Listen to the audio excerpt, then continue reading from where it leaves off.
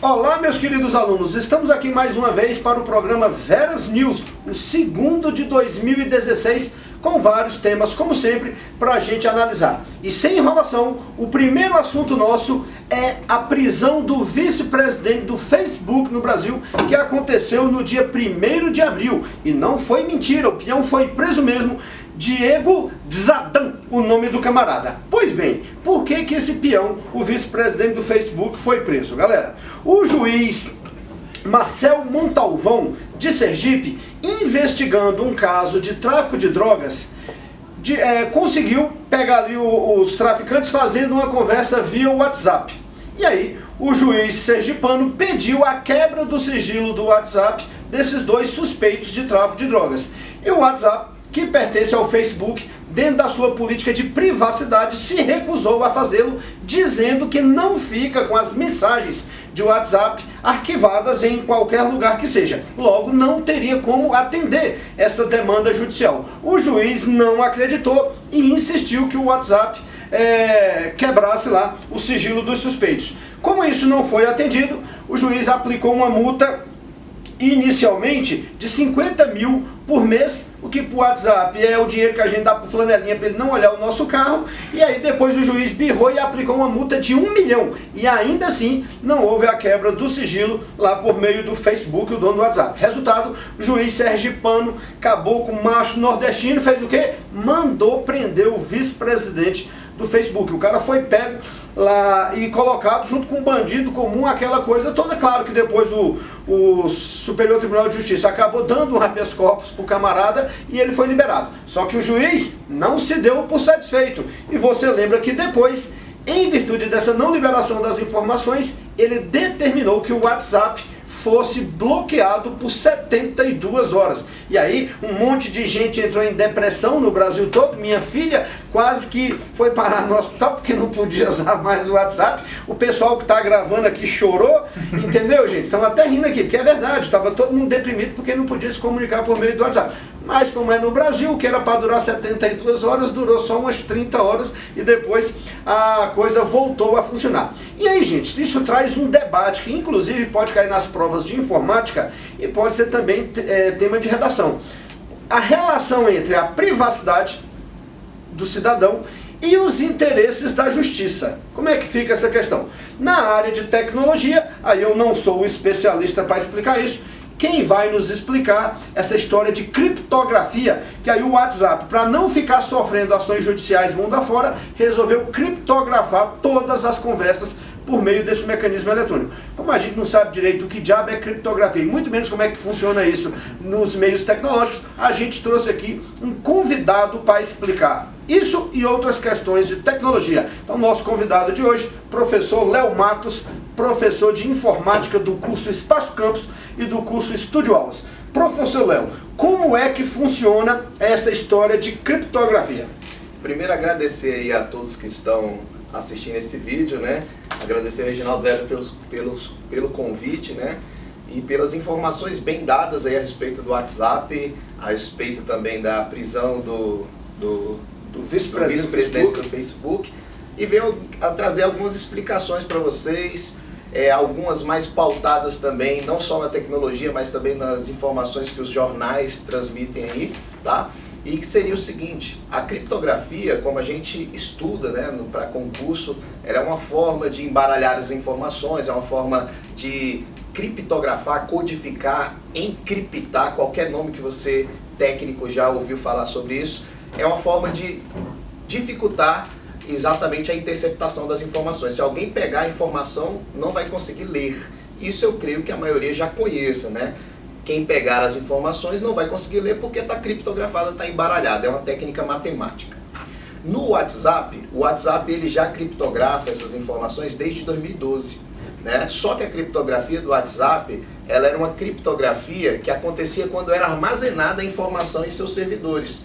Então, a criptografia, ela acontecia no trâmite da informação, no trânsito da informação. Se você enviasse uma mensagem para alguém e alguém pegasse no caminho, não ia entender, mas ela era armazenada nos servidores nos computadores do Facebook, de forma que o Facebook conseguia ainda pegar essa informação e decodificar e saber qual era a mensagem realmente.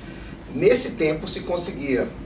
E sabendo dessas investigações do governo americano, né, espionagem que aconteceu aqui no governo do Brasil, mas também... A história do Edward Snowden, a espionagem mundo afora. Então, essa ideia de espionagem mundial também aconteceu de bloquear o WhatsApp, né, esse último bloqueio, que eu não sei quando é que teve um bloqueio agora no mês de março. Exato. Então, espionado, né, fazer essa espionagem. Então, o que aconteceu? O Facebook começou a trabalhar com a criptografia fim a fim, né, ponto a ponto, né, de um ponto ao outro, fim a fim. Que inclusive vocês, quando estavam usando o WhatsApp, todo mundo quando estava usando o WhatsApp, apareceu uma mensagem lá, ó, agora as informações são criptografadas. Aí eu lembro até que algumas pessoas chegavam na esposa ou no marido e falavam: que história é essa que tu está criptografando minha informação? Né? Pensando que era malandragem, né? Na verdade, o Facebook, através do WhatsApp, estava avisando que agora a criptografia era mais segura. E agora, o que acontece? A justiça pede informações, o Facebook diz que não é possível ter essas informações e realmente não é possível na visão técnica. Por quê? Porque não existe mais um armazenamento no servidor. Quando existia um armazenamento, mesmo que em curto tempo, você conseguia descriptografar essa informação. Agora ela não é armazenada mais. Então, ela só é transitada de forma criptografada. Então, é mais difícil de você conseguir isso, quase impossível. Então, o Facebook realmente tem razão nisso. Só que a justiça tem outro vamos dizer assim, uma outra variável técnica que pode ser usada, que é o seguinte: não se dá para saber qual é o trânsito da informação, mas dá para saber quem está se comunicando, que eu acho que era o que a justiça queria. Porque quando tem uma comunicação entre dois equipamentos, não importa se é computador, não importa se é celular, fica registrado no Facebook, nos servidores do Facebook, não a mensagem, mas o e-mail do equipamento. O que é o e-mail? O e-mail é o identificador do equipamento. E esse identificador dá para saber da onde que veio, né, quem é que usa esse equipamento, porque na hora da compra vai o e-mail também na nota fiscal. Então, o que a justiça alegava é que queria esse e-mail e o Facebook não quis. Então, na verdade, a gente fica nesse debate não sabe quem está certo, não é isso? É isso. E aí, gente, como é que isso vem caindo muito na prova de atualidade? É muito comum assim, cair assim, organizações criminosas de grande porte, que têm ação em nível planetário, se apropriam das novas tecnologias da globalização para facilitar suas atividades criminosas. Está caindo sempre assim, o item é correto, ou seja, o uso da telefonia celular, o uso da internet, das telecomunicações, que facilitou o comércio mundial lícito, facilitou também o ilícito. Hoje, boa parte das transações de tráfico internacional de droga, das negociações, estão sendo feitas via WhatsApp, justamente porque é hoje o mecanismo eletrônico mais seguro para se fazer atividade ilícita. Logo fica a dica: se você for fazer algo errado, meu filho, faça pelo WhatsApp. Mas apaga a porra da mensagem logo depois, senão a galera vai bloquear. Na prática, o recado que foi dado com toda essa história acabou sendo essa.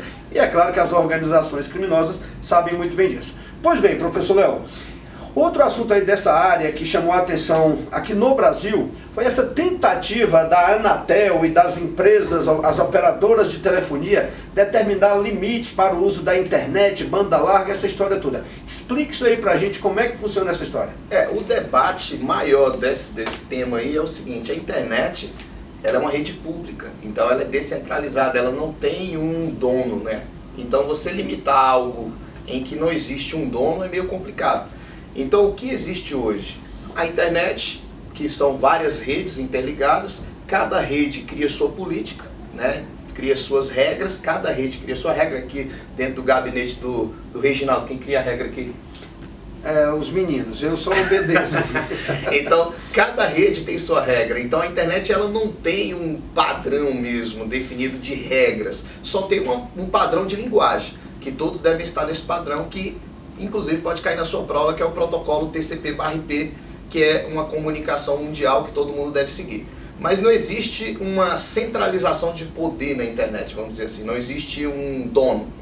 O que existe, na verdade, ainda uma discussão é que o governo, né, dos Estados Unidos controla muito mais a internet do que todos os outros. Exatamente por quê?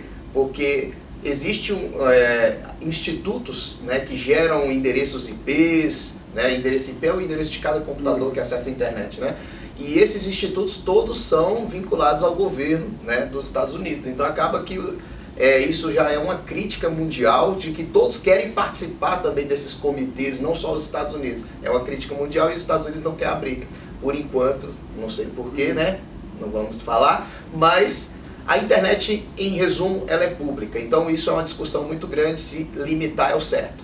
Aí vem a galera do direito, né? Vem a galera que vai trabalhar com os regimentos internos aqui do Brasil e tudo, que fala que aí é uma legislação interna, a gente que manda na internet aqui dentro do Brasil e a gente vai fazer o que quiser, né? E aí acaba a Anatel entrando nessa discussão. Só que o Marco Civil, que o Reginaldo Veras deve explicar muito melhor que eu. A gente já explicou em algum programa Veras News lá para 2014. Então procure lá, que em algum lugar a gente explica lá o que é o Marco Civil da internet, todas as regras e todos os detalhes. Exatamente. O Marco Civil é a Lei 12.965 de 2014. E nessa lei existe um artigo que fala exatamente que você não pode limitar, né, esse acesso, que não pode ter essa limitação desse acesso. Que eu tenho o mesmo direito que o Reginaldo tem o mesmo direito que você que está assistindo esse vídeo, né, da quantidade de acesso, de dados trafegados e tudo mais. Isso, isso é um grande debate durante a regulamentação do Marco Civil. Por quê? Porque a galera queria estabelecer a internet de pobre e a internet de rico. Exato. Muito semelhante ao que acontece com as TVs por assinaturas. Foi um debate grande na Câmara dos Deputados e, por fim, passou a tese de que, para ser democrático o acesso, não pode ter níveis diferenciados de acesso, ou seja, níveis de velocidade de acesso, senão você criaria a internet de rico e a de pobre. E aí...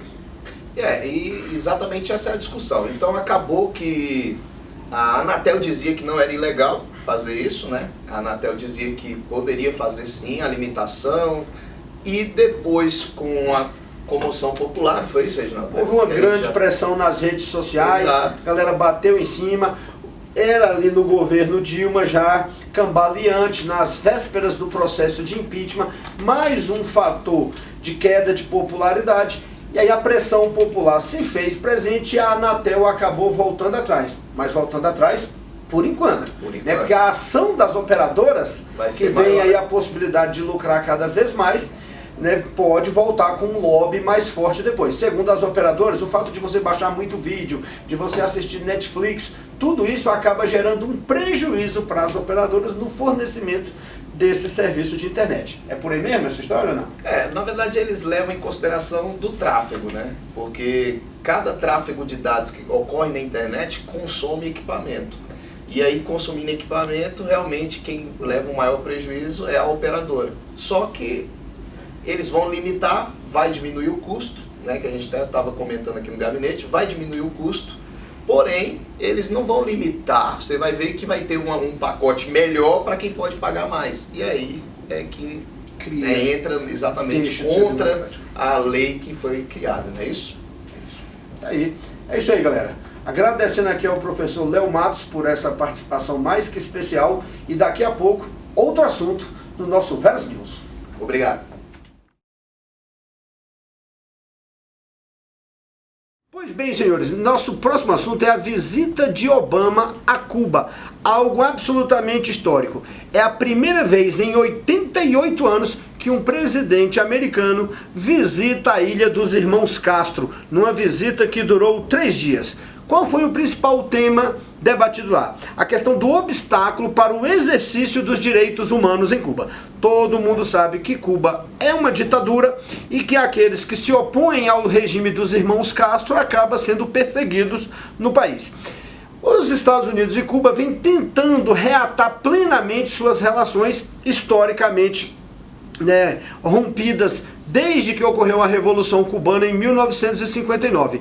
E para que haja uma integração maior entre os dois países, uma das exigências dos Estados Unidos é que o governo cubano volte a respeitar os direitos humanos, coisa que eles consideram um passo fundamental para que depois a democracia se instale no país. Então, dá uma olhada nessa foto aqui. Esse aperto de mãos entre Obama e Raul Castro é algo absolutamente simbólico. mas não nasceu da noite pro dia. Tem toda uma historinha antes que a gente já falou em outros Veras News. Pois bem, gente, em dezembro de 2014, iniciaram-se as conversas via telefone entre Estados Unidos e Cuba. Lembrem-se que desde 59 os dois presidentes não se falavam, desde 1963. E esse início do diálogo foi intermediado pelo Papa Francisco. O Papa Francisco não sossegou e no ano seguinte, 2015, ocorreu o primeiro encontro entre Obama e Raul Castro, que é esse aperto de mão que você acabou de ver. Resultado desse diálogo, as relações diplomáticas entre Estados Unidos e Cuba foram restabelecidas em junho de 2015, a gente já falou aqui, quando um acabou abrindo a embaixada na capital do outro. Apesar de toda essa aproximação e dessa visita absolutamente histórica, lembre-se, e é isso que vai perguntar em prova, não houve o fim do embargo econômico. O embargo econômico dos Estados Unidos a Cuba continua, apesar de ter ocorrido uma flexibilização. Tem mais americano viajando para Cuba, tem mais cubano que mora nos Estados Unidos mandando dinheiro para os seus parentes em Cuba, o que tem dinamizado um pouquinho a economia cubana. Mas lembre-se, vou repetir, para você não errar isso em prova, continua o embargo econômico dos Estados Unidos a Cuba, apesar dessa reaproximação. Bacana, galera? Pois bem, outro assunto importante pra gente, que é um assunto que a gente está retomando de Veras News anteriores, é a crise dos refugiados na Europa. Vamos começar com uma imagem, galera, que você vê. Olha, essa criança aqui foi resgatada morta, né? Num dia uma criança foi resgatada com vida no mar, essa infelizmente não teve a mesma sorte e foi resgatada morta, lembrando aquela criança que foi encontrada morta na praia, né, tentando fugir da Turquia para a Europa. Pois bem, é a crise dos refugiados. E aí qual é a novidade que tem? Agora no mês de março foi assinado um acordo entre a União Europeia e a Turquia, que diz o seguinte: todos os imigrantes que chegarem à Grécia, vindos da Turquia, que é por onde a galera sai principalmente, serão devolvidos, serão repatriados para a Grécia lá, apesar de não serem cidadãos turcos, perdão. Isso desde o dia de 20 de março já vem acontecendo. Então o cara saiu da Turquia ilegalmente, chegou na Grécia, a polícia, a guarda costeira pegou, manda de volta para a Turquia.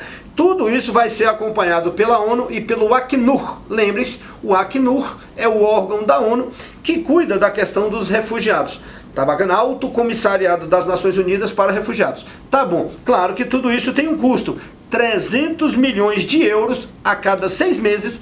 A União Europeia vai passar para a Turquia para que ela crie abrigos de refugiados e recebam esses imigrantes lá. Agora houve um acordo. Como a maior parte dos refugiados que chegam à Europa, a Grécia principalmente, é de origem síria, tem que achar um equilíbrio. Então ficou combinado o seguinte, que para cada um que é mandado de volta, sírio, tá? Só sírio, para cada sírio que é mandado de volta para a Turquia, um é aceito na União Europeia. Gente, quando nós achávamos que a crise iria minimizar, na verdade ela foi piorar. Acidentes estão acontecendo, as pessoas estão morrendo. Veja, essa cena aqui é clássica, um bote que acabou virando lá, um monte de gente morreu afogada em 3 dias, só agora no final do mês de maio, em apenas 3 dias, 700 pessoas morreram afogadas tentando atravessar a África e a Ásia ali, a Turquia basicamente, para chegar à Europa. E acabaram morrendo 700 em apenas 3 dias. Isso o que as estatísticas sabem, porque outros muitos morrem, desaparecem ali, e as autoridades europeias, turcas e africanas sequer ficam sabendo. Tá aí, a maior crise migratória e humanitária desde o fim da Segunda Guerra Mundial. Bacana? Outro assunto aí de geopolítica internacional importante, no dia 22 de março, como já era previsto, BUM! Atentado terrorista na Bélgica, em Bruxelas, no centro de Bruxelas, ali onde fica o centro administrativo da União Europeia, uma espécie de recado do grupo terrorista Estado Islâmico para os belgas. 3 jovens com bombas lá acabaram explodindo o aeroporto e acabaram explodindo também parte do metrô. Mais de 30 mortos nessa brincadeira, 250 feridos em mais um grande atentado assumido pelo Estado Islâmico. Lembre-se o seguinte, tá? Aqueles que cometeram o atentado da sexta-feira, 13 de novembro, em Paris, eram de origem belga, muçulmanos belgas. e a polícia estava na cola deles. O líder, o mentor, o cara que organizou aquele atentado a Paris estava sendo perseguido. Ele foi preso num dia, alguns dias depois, como forma de vingança, a galera promove lá esse atentado na Bélgica. Claro que é na Bélgica, mas aterroriza toda a União Europeia, toda a Europa está insegura. E não esqueçam, o Brasil também. Lembre-se que nós temos a Olimpíada agora em agosto e um atuante terrorista do Estado Islâmico, um que aparece o tempo todo cortando a cabeça de peão naqueles vídeos que estão aí no YouTube. Esse terrorista publicou por meio das redes sociais dizendo o seguinte: o Brasil, esse paizinho de merda, vai ser o próximo alvo do Estado Islâmico. Numa informação confirmada oficialmente pela ABIN, pela Agência Brasileira de Inteligência. Não esqueçam, todas as câmeras de televisão do planeta estarão na abertura da Olimpíada. Logo, o Brasil, apesar de não estar na rota do terrorismo, se torna um alvo interessante para que o grupo terrorista Estado Islâmico chame a atenção para a sua causa. Ou seja, galera, é bom ficar de olho e, na dúvida, eu vou acompanhar mesmo a Olimpíada de casa para não correr nenhum risco. Tá entendendo? Presta atenção, galera, no vídeo aqui, de como ocorreu onde foram os lugares que aconteceram esse atentado à Bélgica. 1h11 depois, às 9h11 da manhã em Bruxelas, outra bomba foi detonada. Desta vez no metrô, no horário de rush. A estação Malbec, bem perto da sede da União Europeia. Pois bem, senhores, outro lugar que o presidente Obama visitou recentemente foi o Japão. Uma visita também tão histórica quanto a que ele fez a Cuba. No dia 27 de maio, o presidente americano visitou a cidade de Hiroshima. Gente, é a primeira vez que um presidente americano bota o pé na cidade de Hiroshima desde o lançamento da bomba atômica no dia 6 de agosto de 1945. Bum! Pois bem, galera, o presidente americano estava acompanhado do primeiro-ministro japonês, que eu não vou falar o nome aqui, que eu não sei japonês, é Shinzo Abe, deve ser isso provavelmente. Estava acompanhado de alguns sobreviventes do ataque de Hiroshima, cujas cenas são chocantes. A gente vai colocar aqui algumas imagens para vocês. O Obama depositou uma coroa de flores. Põe na tela aqui pra gente, por favor, galera. Tá aí, ó. Um ato absolutamente histórico. Tá aí o Shinzo Abe, o primeiro-ministro japonês, o Obama colocando a coroa de flores. A nossa imagem não dá para ver, mas aqui ao redor tinha vários sobreviventes da guerra. Agora, o grande da guerra não, da explosão da bomba atômica. Agora, o mais interessante é o seguinte, é isso que eles vão querer enganar a gente na prova. O Obama não pediu desculpas em nome da sociedade americana. Ou seja, para os americanos havia sim a necessidade de jogar a bomba atômica em agosto de 45 como forma de acabar com a guerra. Isso é muito questionável pelos historiadores. Tá bom. No que se refere a essa história da bomba atômica, a gente vai aqui trazer o assunto da energia nuclear. Sobre a energia nuclear tem alguns pontos que frequentemente aparecem em prova de concurso. Primeiro, o Brasil tem um programa nuclear. E o Brasil é signatário do TNP, o Tratado de Não Proliferação de Armas Nucleares. Esse tratado, que é de 1968, construído por Estados Unidos e União Soviética no auge ali da Guerra Fria, dizia basicamente o seguinte, galera, em poucas palavras: quem tem bomba atômica fica com as que tem e quem não tem assume o compromisso de não fabricar. Então, ou seja, deixa só nós, os poderosos, com as nossas bombas atômicas. E vocês que não têm, fiquem pianinhos, senão a gente joga a bomba na sua cabeça. O Brasil, então, assinou esse tratado lá em 1994. E a nossa própria Constituição de 1988 já diz o seguinte: o uso da energia nuclear em todo o território nacional se dará apenas para fins pacíficos. Logo, gente, por tratados internacionais e por limitação constitucional, o Brasil não pode desenvolver uma bomba atômica. Tá, então quem é que tem... Agora, quem é que fiscaliza se o país que tá ou não tá fabricando bomba atômica? É um órgão da ONU chamado AIEA. A Agência Internacional de Energia Atômica é quem diz se um país pode ou não pode ter bomba atômica, pode ou não pode ter programa nuclear. É um órgão que fiscaliza até as instalações de aparelhos de raio-x, radioterapia e tudo mais. No final das contas, os órgãos nacionais estão subordinados também a essa Agência Internacional de Energia Atômica. Tá bom. E aí, quem são os países que têm bomba atômica? Os que têm são chamados de Clube Atômico. Os 5 membros permanentes do Conselho de Segurança, que você já aprendeu comigo em outro Veras News, o Recife, Rússia, Estados Unidos, China, Inglaterra e França.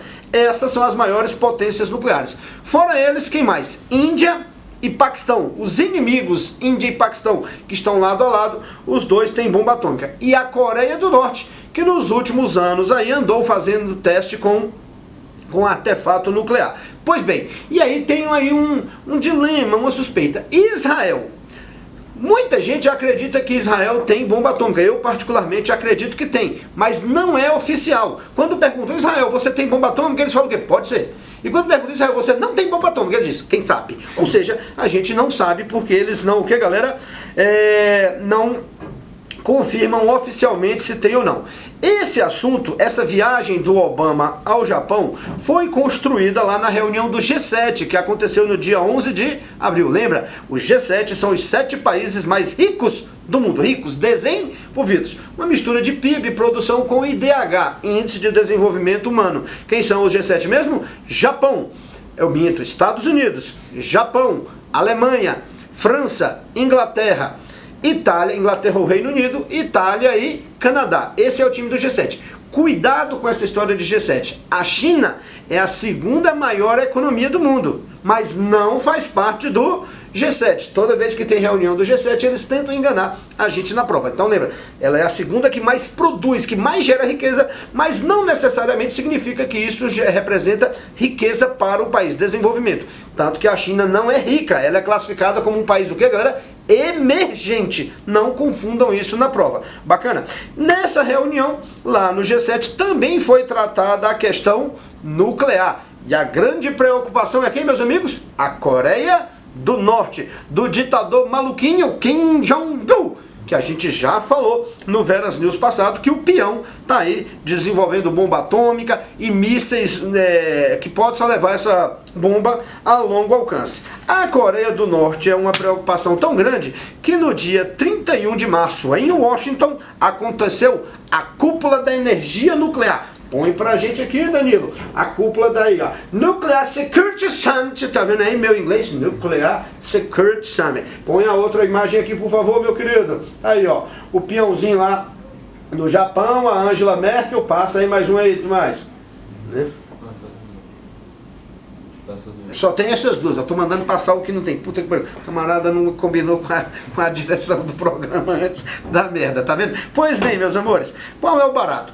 Lá nessa cúpula de energia nuclear, que foi feita a pedido do presidente Barack Obama, ele propôs uma ação conjunta de Estados Unidos, Japão e Coreia do Sul para ficar de olho no programa nuclear da Coreia do Norte. Há um grande temor que numa situação de instabilidade política, a Coreia do Norte venha a usar uma bomba atômica contra seu inimigo mais próximo, a Coreia do Sul, ou contra o Japão, seu outro inimigo. E nesse caso, os Estados Unidos tentaram convencer a China, que é o único país que ainda consegue fazer a Coreia do Norte obedecer a alguma coisa. Mas é claro que a China usa toda essa questão de forma geopolítica. Em alguns momentos, para a China é importante manter essa relação de insegurança ali, para evitar também o crescimento da Coreia do Sul, para evitar uma maior entrada dos Estados Unidos naquela região, já que economicamente, comercialmente, hoje, quem mais influencia aquela região são os chineses. Nessa conferência nuclear, 3 países importantes na questão nuclear não apareceram: Rússia, a própria Coreia do Norte e o Irã, países que têm desavenças com os Estados Unidos. Tá claro isso? E lá nessa conferência nuclear foi abordado um tema que assusta o mundo todo: a questão da bomba suja. Então os países resolveram que a partir de agora criarão mecanismos de fiscalização e de controle internacional para impedir que algum grupo terrorista tem acesso a material nuclear e tem acesso a material radioativo.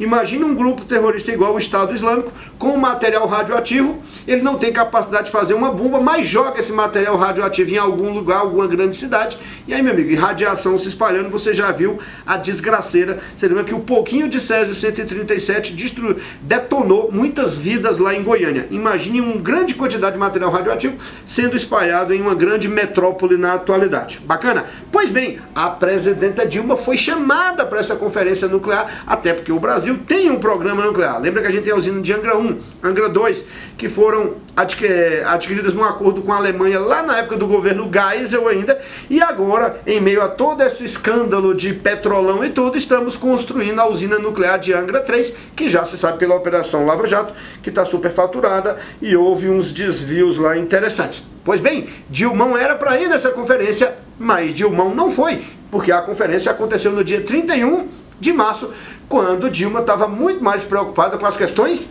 internas, já que a Câmara dos Deputados ia votar lá o famoso pedido de admissibilidade do processo de impeachment. Aquele fatídico dia, pelo pai, pela mãe, pela paz em Jerusalém, pelo cachorro da vizinha, pelas raparigas da feira.